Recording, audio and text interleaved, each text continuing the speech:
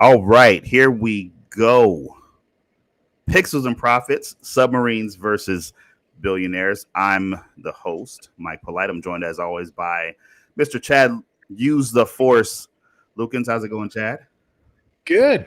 How are you doing Okay. today? I'm doing good, man. I'm doing better than some billionaires, you would say. Okay. Okay, so everybody's talking about this right now. So we absolutely have to talk about it. Ocean Gate. Okay. They're a company out of Everett, Washington, and they have this submersible called Titan. It's a minivan size submarine, right? And they took some people on a tour of the Titanic, and we can't find them. Nobody can find this minivan size submersible. And that is bothersome. Not just because there's people and there's real lives that are in danger because of this. It's bothersome because people don't really understand big things, right? Like the ocean covers, and I don't just know this off the top of my head, so I'm going to share my screen here and show the people exactly what it is that I'm talking about. The ocean, 139 million square miles, covers 71% of the Earth's surface. I have no idea what that means. Most people have no idea how big the ocean actually is. But did you know that if you fell off of a cruise ship and somebody saw you fall off the cruise ship and saw you go into the water and the cruise ship is moving, there's only a 20% chance that they'll be able to rescue you? That's in I the did not know daytime that. if somebody can see you. If you fall off a cruise ship at night, you're done. That's how big the ocean is. Right. People generally don't know how to deal with big numbers. We talk about like the deficit, we talk about these big dollar amounts, right? Like you say, oh, it's $1 trillion. That may as well be infinity. May as well not even be a number because nobody knows how much money $1 trillion is. How much money is $1 trillion? It's $1 billion 1,000 times. I guess. I've never looked it up. I think, yeah. So I think $1 trillion is $1 billion 1,000 times. $1 billion is $1 million 1,000 times, right?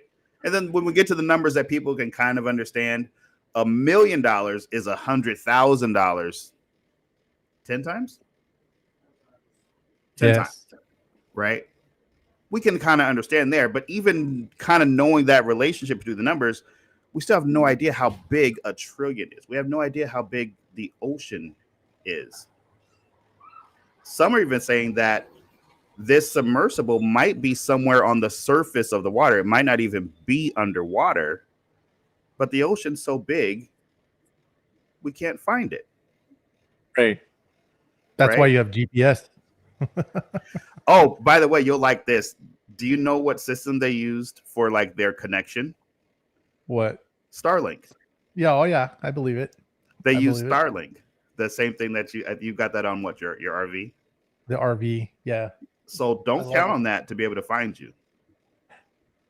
Well, but I mean, it's the technology, right? So Starlink's a satellite technology, right? Mm-hmm. But it's not. It's not necessarily GPS. I don't. I mean, I could be wrong because you could build it in where it knows exactly where you are at any given time, but it's and it only works while it's connected, right? So if you're not connected to um you know the GPS is basically always connected, right? That's how it Mm-hmm. works. You're always pinging back and forth.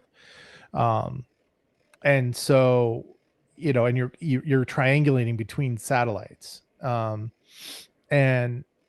if you lose connection, I mean, nobody knows where you are, right? And I imagine you lose connection when you're under a certain amount of water, right? I mean, light doesn't penetrate to a certain point.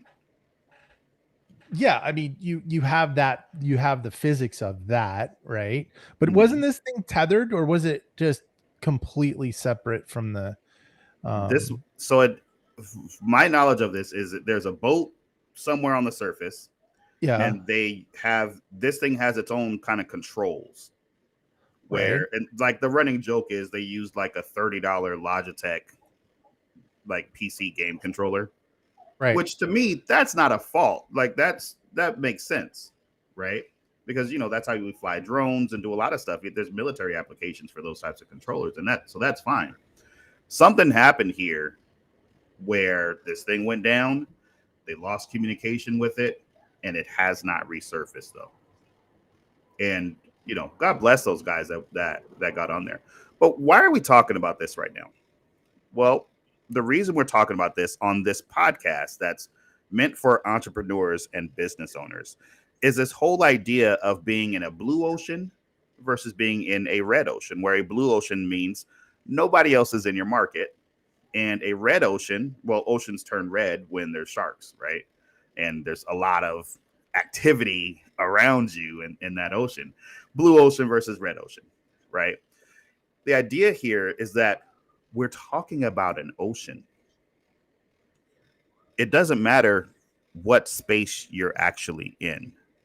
The market is big enough for you. So if you're thinking about jumping into solar or credit repair or the real estate market or insurance or whatever it is that you're trying to find your passion, don't let the market already existing or this concept of the red ocean being something that you should avoid, because the ocean's so big, it's always blue. It's always blue.